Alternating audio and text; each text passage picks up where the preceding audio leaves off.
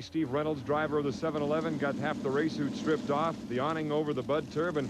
Extremely hot here, and Keith Peterson, the head physician for the URC Unlimited Racing Commission, has said, keep as cool as you can and drink lots of liquids. As the turbine heads out, let's take a look at the drivers now. George Johnson and the Oboy Oberto.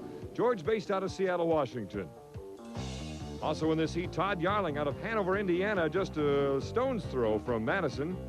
Tom Deeth in his first race, driving the Joe Ritchie Spirit of America, sponsorship based out of Detroit. And Jim Kropfeld looking for his 14th career victory in the Bud turbine.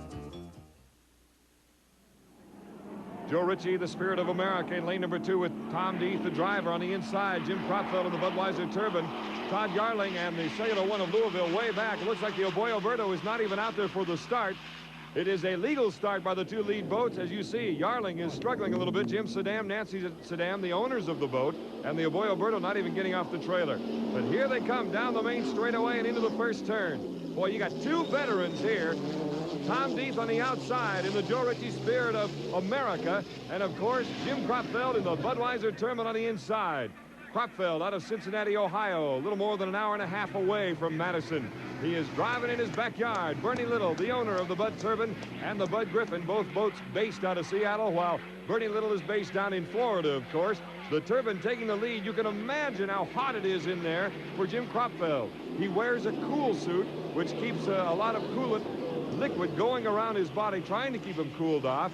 But it's still got to be very, very warm. In fact, it approaches 150 degrees inside that enclosed cockpit aboard the Bud turbine, as well as the 7-Eleven turbine enclosed cockpit and the Budweiser Griffin. But for safety, you can't beat it. First place, the Budweiser turbine in Kropfeld. Second place, Tom Deeth in his first race of 1986, driving the boat he was aboard last year, that being the Joe Ritchie Spirit of America. Completing lap number 1 as he comes down the main chute past the boats along the shore. Speed for Kropfeld, 115.4 miles per hour, 111 for the Spirit of America. Kropfeld, what a job he did in the Gold Cup final last week when he pushed Chip Hanauer as hard as he possibly could in that Bud turbine. You see now, Deeth cutting to lane number 1, trying to cut down that lead. Better than a rooster tail lead now for Kropfeld over Deeth in the Joe Ritchie Spirit of America. The Cellular One out of Louisville, Todd Yarling, trying to perform well in front of his fans here and his hometown fans. But coming around on lap number 2 under the Madison Milton Bridge, of course, Jim Kropfeld. Here he comes. Boat riding a little better than it did on the Detroit River, where, as I said earlier, Jim put on a whale of a show in the final heat, really airing out the Bud turbine and trying to pick up a first place, but Chip Hanauer went on to get the victory. Coming down to complete lap number 2, Kropfeld and the Bud turbine. And you can hear the growling of that Merlin engine for the Joe Ritchie Spirit of America. The only Merlin engine here, Rolls-Royce Merlin engine, that used to be the staple power plant in this form of racing. But no more. Now it's turbines. And, of course, the Allison engine is used quite a bit in a couple of the boats based here in Madison. Again, Kropfeld, the boat riding pretty well. That can be very tricky in the back chute here on the Ohio River. We've seen some horrendous swells back there in the past couple of years. But today, not all that bad.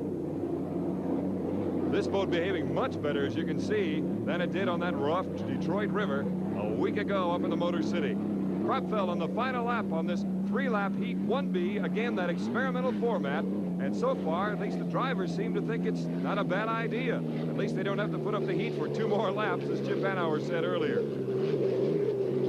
Kropfeld, as you see in the cockpit, Tom Deeth in the Joe Ritchie Spirit of America. Kropfeld breathing compressed air in a fighter pilot-like setup for breathing, a mask on his face.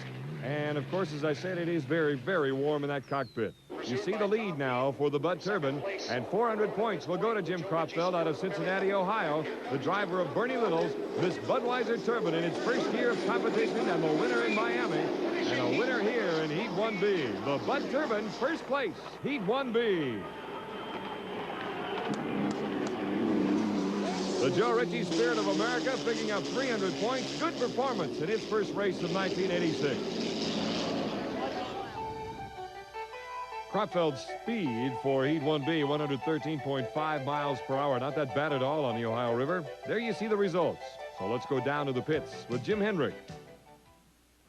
Let's find out right now how this course is. Listen, you bounced around about 115 mile an hour average. How did it feel to you now that the boat was fixed last night? It's about 115 mile an hour too fast. It felt real good. The guys did a great job.